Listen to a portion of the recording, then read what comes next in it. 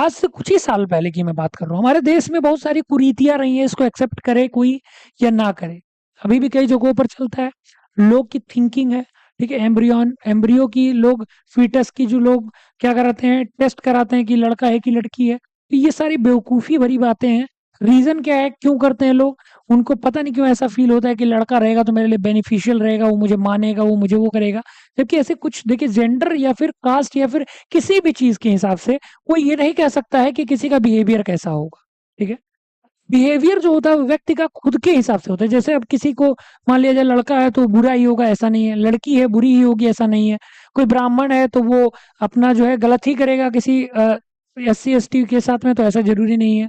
कोई SC ST है वो हमेशा सही ही करेगा, ये भी जरूरी। तो कोई भी चीज जो है वो जरूरी नहीं है कि फिक्स्ड हो किसी के बिहेवियर पे। समझ रहे हो?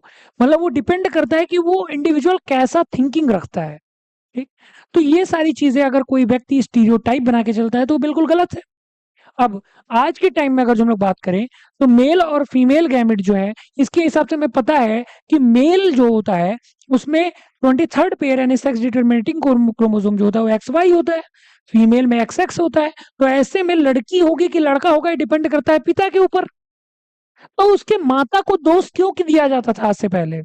उसकी माँ को क्यों कहा जाता था? उस बच्चे की जो घर पे आने वाली बहू है, उस बहू को क्यों कहा जाता था कि तुम्हारे लड़का नहीं हो रहा है, तुम्हारे लड़का, ये क्यों? क्योंकि लोग पढ़े लिखे कम थे, ठीक है? लोगों के अंदर क्या जो होना चाहिए पढ़ाई वो नहीं थी।